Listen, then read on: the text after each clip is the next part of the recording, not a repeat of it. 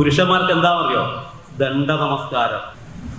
ഒരു വടി നിരത്തി വെച്ചാൽ എങ്ങനെയാണോ ആ തരത്തിൽ സർവവും ഭഗവാന് സമർപ്പിച്ചും കൊണ്ടിട്ടുള്ള നമസ്കാരത്തിനെയാണ് ദണ്ഡ നമസ്കാരം അല്ലെങ്കിൽ സർവാംഗ നമസ്കാരം എന്ന് പറയുന്നത്.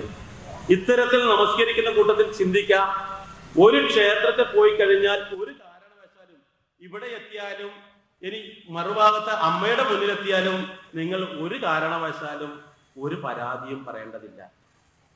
ഭഗവാനോട് ഒരു പരാതിയും പറയേണ്ടതില്ല, ഒന്നും ആവശ്യപ്പെടേണ്ട. എന്തുകൊണ്ടാ ഒന്നും ആവശ്യപ്പെടേണ്ടത് പറയാൻ കാരണം എന്നറിയോ? നിങ്ങൾ എല്ലാം ഭാഗ്യവന്മാരാണ്.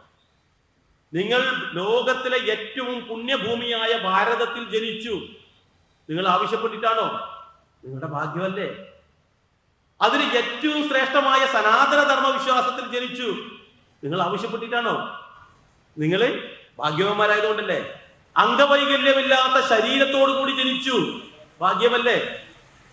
കണ്ണിന് കാഴ്ചയുണ്ട്, ചെവിക്ക് കാഴ്ചയുണ്ട്, രത്നമണികൾ പോലെയുള്ള മക്കളെ തന്നു, ശ്രേഷ്ഠന്മാരായ ഭർത്താവിനെ തന്നു, ശ്രേഷ്ഠപതിയായ ഭാര്യമാരെ തന്നു, നല്ല അച്ഛനമ്മമാർക്ക് ഉണ്ടായി, കയറി താമസിക്കാൻ ഒരു വീടെങ്കിലും ഉണ്ട്. ഇതൊക്കെ കിട്ടി. ഇതെല്ലാം ഭഗവാൻ നമ്മോട് ചോദിച്ചിട്ട് തന്നാണോ? ഒന്നുമല്ല. അപ്പോൾ നമ്മൾ ഭഗവാനോട് ഒന്നും ചോദിക്കേണ്ട. നമ്മൾ ശ്രേഷ്ഠമായ നമ്മുടെ കർമ്മങ്ങൾ അങ്ങനെ ചെയ്യുകയാണെങ്കിൽ എല്ലാം ഭഗവാൻ നമുക്ക് തരും.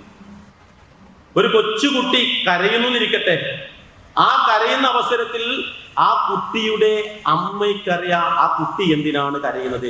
വിശന്നിട്ടാണോ അല്ലെങ്കിൽ ചൂടെടുത്തിട്ടാണോ ശാഠ്യം പിടിച്ചിട്ടാണോ എന്ന് ആ കുട്ടിയുടെ അമ്മക്കറിയാം. ആ അമ്മ കുട്ടിയെ ഭാര്യയെടുത്ത് മാറോട് ചേർത്ത് 2 തട്ട് കെട്ടുമ്പോൾ തന്നെ കുട്ടി ശാന്തമാകും. അപ്പൊ അതുപോലെ നമ്മൾക്ക് എന്തെങ്കിലും ഒരു ബുദ്ധിമുട്ട് വരികയാണെങ്കിൽ അതെല്ലാം പരിഹരിക്കാനുള്ള കഴിവ് ആ ഭഗവാനുണ്ട്. ഈ കാര്യം നമ്മൾ മനസ്സിലാക്കി കഴിഞ്ഞാൽ നമ്മൾ അവിടെ ഒന്നും പോയിട്ട് പ്രാർത്ഥിക്കേണ്ട ആവശ്യമില്ല. നമ്മൾ അവിടെ നിന്നാൽ മാത്രം മതി. അവിടെ നിന്ന് ആ ഭഗവാനെ കൺകുളിർക്കെ കാണുക.